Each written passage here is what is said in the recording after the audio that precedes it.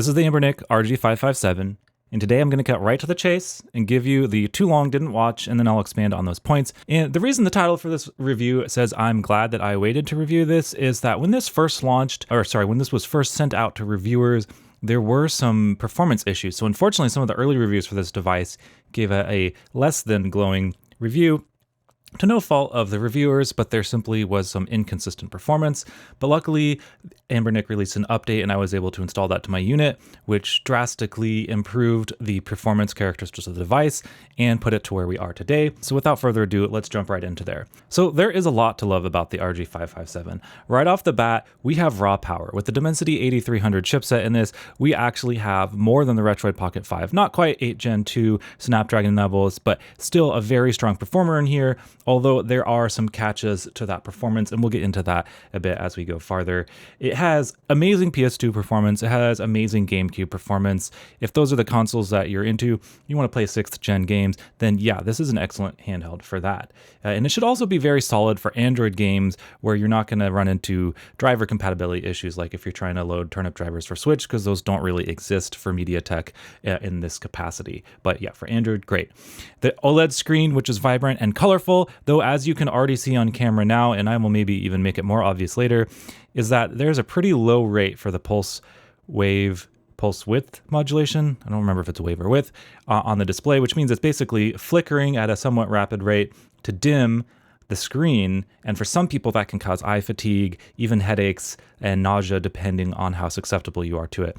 I'm lucky in that it doesn't bother me, but if you are somebody that has had a history with PWN susceptibility, then this probably, unfortunately, is not the handheld for you. But it looks really good if that doesn't bother you.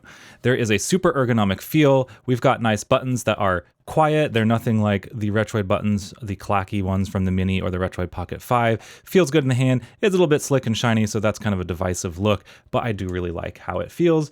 And yeah, I love quiet buttons. But that all being said, there is a flip side. Anbernic went to these small joysticks here, which are actually pretty accurate. And again, we'll talk about that more later, but they are small. They did not keep the Retroid style joysticks that they used in the RG406 V and H, which is a little bit puzzling, although it does keep the device a lot slimmer. But this isn't really a compact device in the first place, so I don't know that that was necessarily the right choice. The face buttons I actually found were a bit too stiff and required a decent amount of pressure. It's not something that is deal breaking for me, but if it's a game where you're mashing a lot, it might get slightly fatiguing having to press those. And I actually had some issues keeping them held down in a couple games, and we'll again expand on that later and we'll get into that. The driver compatibility, of course, is an issue, as I already touched on. Since it's not a Snapdragon, you don't get the ability to sideload those turnip drivers. So for something like Nintendo Switch, it's going to be very hit and miss. And I'm not really going to cover Switch in this video because I'm going to be level set with you. I think Switch emulation on Android is a pain in the rear. It's just better to play it on the Switch. It's still a current console. You can still go out and buy one. Switch 2 is on the doorstep, which should hopefully, in a couple weeks here, run Switch 1 games better than the Switch 1 did. So there are other options out there. So yeah, I'm sorry if you're a diehard Switch fan. We're not going to get into that today, but just know that it's going to be hit and miss on here. When the raw power works and there's not driver issues, it can be good, but in some games, it's just not. The fan can get a bit noisy at time on high performance modes, so it kind of ramps up and down. Doesn't necessarily need to be on in that capacity for lower end stuff, but if you're pushing PS2 and GameCube at high upscaling values, you will hear it ramp up on and off. And then the last thing, the elephant in the room, is the pricing and availability, especially if, like me, you live in the United States. The whole tariff situation, all that has thrown a lot of confusion there and caused some prices to be more expensive and positioned versus something like the Retroid Pocket 5. It's hard to say whether the price makes sense or not. But that's kind of my summary of the negative major points as far as I'm concerned. So what does that all mean? In a nutshell, this is an amazingly comfortable device for playing PlayStation 2, GameCube, those 6th gen consoles, really where it shines.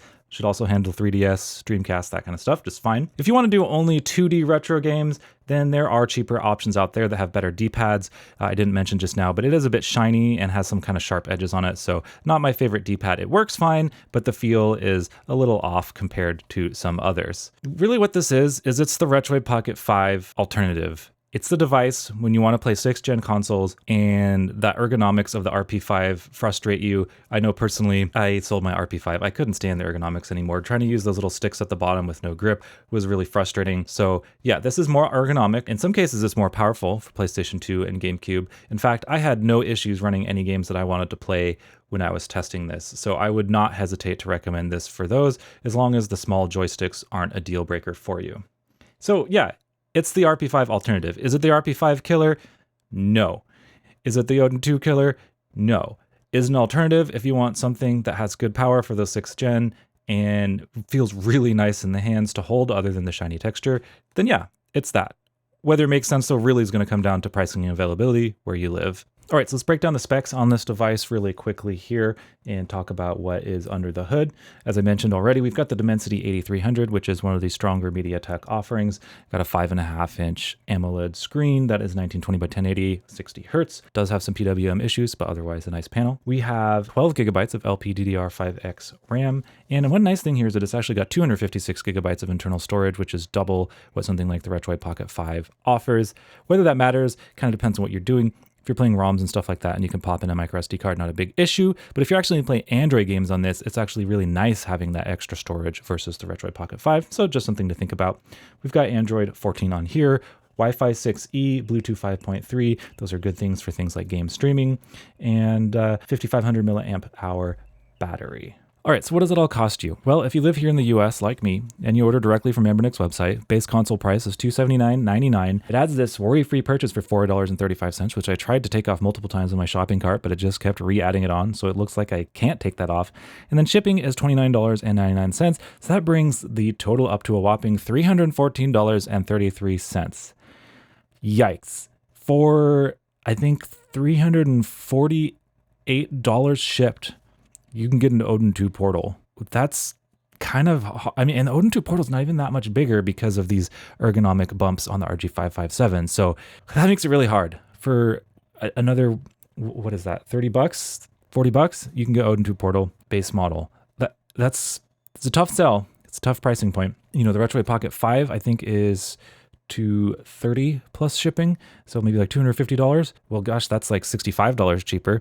And could do most of the same stuff that this can do and probably do Switch better, just at the compromise of ergonomics. So I think that's kind of going to be the reason that might push you to the 557.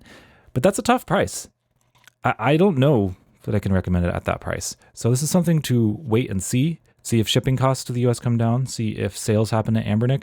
I do have a really tough time recommending it at this price. But let's not get that in the way of the review, and let's talk about the device. That all being said, let's dive into the actual device and break everything down. So let's just do our typical tour here. We've got our bumpers, triggers on the top here, power button, volume buttons, power indicator light. There's the exhaust for the fan, and then the other bumpers and triggers. On the bottom side, we've got, let's see if I can get it showing here, these little slits, which are the speaker ports on the device. We've got the headphone jack, USB-C, and the micro SD TF card slot down here on the bottom. The left and right, there's not really a lot going on. I'll just give you a quick profile shot there.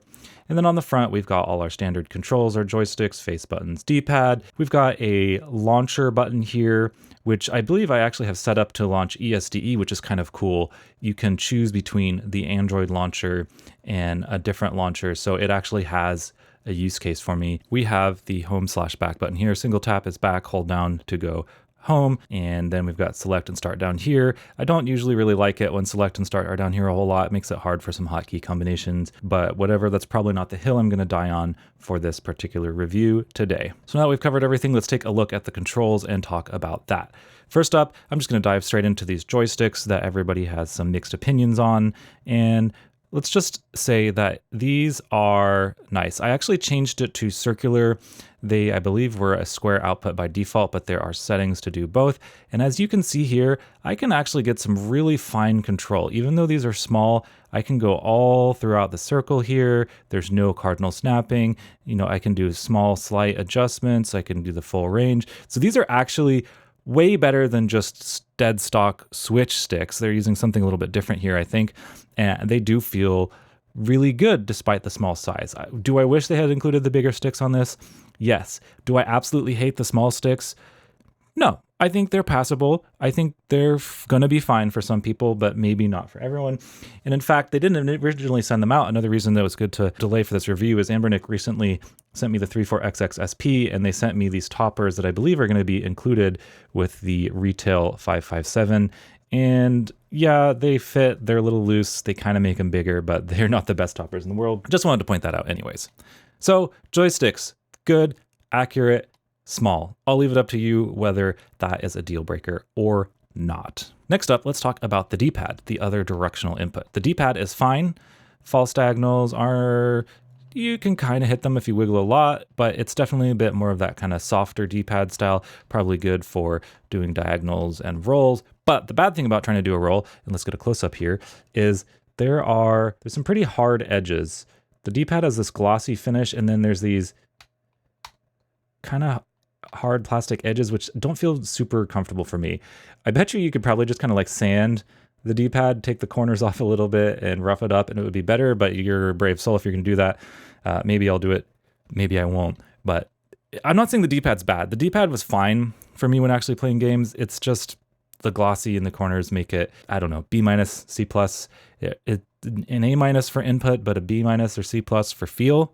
We'll call it that. Next up, let's talk about the face buttons here. Okay, so the face buttons I like. Almost no noise at all. They're membrane. They feel nice. I like the actuation, but you do have to press kind of hard. But there's one thing that I noticed as I was playing Gran Turismo 3 on PlayStation 2, and I noticed my throttle was doing something funky, and let me show that for you. So if you hold it down, but you don't really press it, sometimes it can not stay pressed down. And it's kind of on all buttons. So here, let's say it's more obvious here on the X button. It's pressed down right now. I'm pressing it, but I have to really press it to get it all the way. Now, if you use a firm press, it's not like it doesn't register. But if you're using the throttle on something else and you're just holding this button down and your thumb lets up for just a hair, it'll flicker there. Even though the button is pressed down, I'm not pressing on it, but I can kind of manipulate it just doing this, even though it's not all the way pressed down. So I don't know if that's something to my particular unit. Maybe watch some other reviews and see if they had that problem, but I will say that intentional presses, no problem. Never had any issue in any games doing this. A game where you have to hold down the button, maybe be cautious, make sure you're using a firm press. Talking about the bumpers and the triggers, bumpers, they're clicky, but it's not the loudest click I've ever heard on a bumper. They're fine. It might get a little annoying if you're gonna do a ton of bumper stuff, but you know, whatever. And then let's talk about the triggers. Yep, they are nice and smooth, full range, no issues there. I think I did calibrate my unit when I first got it, so everything is nice and even. And they feel pretty good, got a decent resistance. I don't have any problems with them. They're way more usable than the Retroid Pocket 5 with this ergonomic grip. I've never felt fatigued using the triggers and joysticks like I did on the RP5. So yeah, so that's the controls in a nutshell. I think they are pretty good. A little bit of a catch there with the membranes on the buttons here if you don't press down hard enough, and then that shiny kind of edges on the D-pad and the small size of the joysticks, despite being very accurate. I think the controls overall are pretty good, and I didn't really have any problems as long as you are aware of those shortcomings. So how does that all feel in the hands while you are pressing all those buttons? Really great. If you've already watched RG556 reviews or owned one, you already kind of know how this feels. It cradles into the hand nicely. I mean, look at this. We've got a nice profile there, nice bump, nice curvature that is in the hand. You know, if you look at that on the back side here, you can see that you've got this nice rounded, you've got a bit of a shallow area here, and then a lip up to the trigger, and your hand really kind of just nicely sits in that area with no issues at all. So ergonomics are A++ on this. That's the best part about this. I have no problem playing any games, D-pad, you know, thumbs here, both thumbs here, both thumbs here. All of those positions are great. It's not like the Retroid Pocket Flip 2 where some positions are better than others. You know, Retroid Pocket 5, great if you're doing thumbs up for D-pad and face buttons, but terrible if you're using dual joysticks.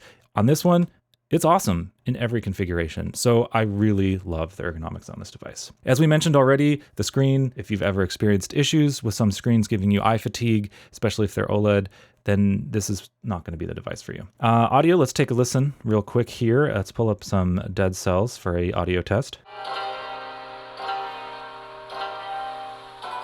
The audio, it's fine. At higher volumes, it can get a little bit harsher. It definitely doesn't have a ton of bass. It does have a lot of high mid-range, but it's not like nasal or annoying. For games, retro games particularly, I think it's going to be fine. The only time it might fall apart a little bit is in a game with like a real soundtrack, maybe like a Tony Hawk with some rock music. Could present to be a little bit harsher there. They're not world-class speakers, but they're far from the worst, and they're not super muffled or anything like that. So I think the audio is passable. We'll call it a B-, C+ on the audio, which honestly is where a lot of these handhelds fall. As I mentioned earlier, the fan does ramp up sometimes, so let's see if we can turn that on and see what it sounds like. That on the maximum mode, and we're going to bring that up to the microphone here, and I'll superimpose that audio over the clip of me holding it right now. 3, 2, 1, go. I will say, thankfully, that there is no like high-pitched annoying whine in there. It's just a constant medium pitch whooshing. So it's not a super annoying pitch. There's no like whine or anything that's present, but it can be audible in a quieter room when you're playing more demanding games. It's actually not one of the worst fans I've heard, so I'm not going to knock it. Just know that it'll ramp up sometimes if you're pushing the performance on the device. All right, so let's get into some game testing here just to show you what this chip is capable of. We'll start out with GameCube here, and I'll just sum it up. It's great. It's easily 4x resolution, sometimes up to 6x for 4K, which is the maximum that Dolphin can do. And actually, pre-update, there was a lot of games that I was running around 4x, but post-update, I think almost every single game outside of the tough-to-run ones ran at really 6x 4K, no issues. So we definitely have a lot of power on tap here. Pictured on screen now, we've got Mario Kart Double Dash. Do have to run this one in OpenGL because it has some graphical issues in Vulkan, which is across any device that's a emulator driver game issue, not a device-specific issue. And in that case, 6x, no problem post-update. You can run it in 4K OpenGL. Super good. Wanted to take a look at Smash Brothers, fun game that I played a lot on the GameCube when I was a teenager. At 4x, it runs great. At 6x, it actually runs fine in the matches, but it does get a little laggy and slow down in the menu. There's really no reason to upscale it to 4K unless maybe you have it docked to a TV. But on the device, 4x looks super crisp and runs without any issues. And then lastly, wanted to look at a harder to run title with Rogue Squadron 2. I will say that even after the update, I could kind of do 6x for the most part with some slowdowns, but probably would be safer to run it at 4x because you don't need more anyways.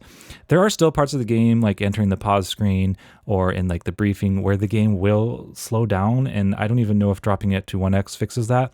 But in the actual gameplay, flying around, other than some very occasional dips, I didn't really have any problems playing this at some high settings. So really, GameCube, amazing performance. All the non-trouble games we're going to run at 4 to 6x without any issue at all.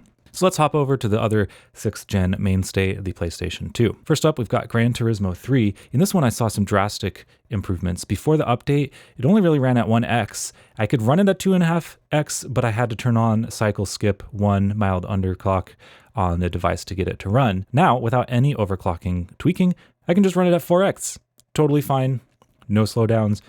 Ran through this track a few times, and 4x was super solid. So that's really cool to see. PlayStation 2, Ratchet and Clank size matters. 8x resolution, no sweat. Easy to run game, can really just brute force this at a super high resolution, no issues there. Another harder to run game on PlayStation 2, Shadow of the Colossus. Before the update, I was at like 2x for the most part with some mild slowdowns. Now I can get 3 to 4x on the high mode of the device with not really any noticeable, maybe some dips here and there, but overall solid performance. God of War 2, which we've all seen the intro of 7 bazillion times in YouTube videos. Pre-update, I was at about 3x, got some slowdowns after, but post-update, I can run this at 4x without issues. So again, very crisp. So as you can see across the board, PS2 and GameCube performance is pretty stellar on this device for this chip. As far as everything else, retro games performance is going to be there. It's fine. It's not worth talking about. It's going to play everything up to these systems. Absolutely fine. So much power on tap. Throw on shaders. Looks good on the OLED. Yeah, not a problem at all. So that's it for the game testing section. Really quick here, I also want to take a look at streaming. It's something that I do a lot, so I wanted to highlight this for people like me who like to stream from their desktop PC to their handheld devices. Here I am using the Apollo and Artemis combination, which are based on Sunshine and Moonlight with some slight tweaks, but performance is going to be pretty much the same. Here we're on balanced frame pacing. I think we're about 40 megabit a second stream rate, 1080p, 60 frames per second. With the device on the high performance mode, we are getting about 9 milliseconds of decoding time latency. And with the device on auto mode, we're getting about 12 milliseconds of decoding latency. Those are both sub 1 frame at 60 frames per second, as 1 frame is about 16 milliseconds. 12 milliseconds and under, in my experience, is pretty tolerable. Some people are more or less sensitive, but that is a solid performance. Now, it's not quite Snapdragon levels. On a lot of those devices, you can get down to even 3 or 4 milliseconds, so you are going to have a little bit better performance there. But I think that this performance is totally acceptable for the majority of gaming other than maybe Twitch shooters or something like that. So yeah, solid, comfortable choice for streaming if you're okay with that smaller screen size and the smaller joysticks. As I mentioned, talking about the price in the beginning of this video, you're probably better served just spending a few extra dollars and getting an Odin 2 Portal if streaming is your game. But if you're getting this device for other things and also want to stream, yeah, solid performance there. And you know what? That's what I have to say about the RG557.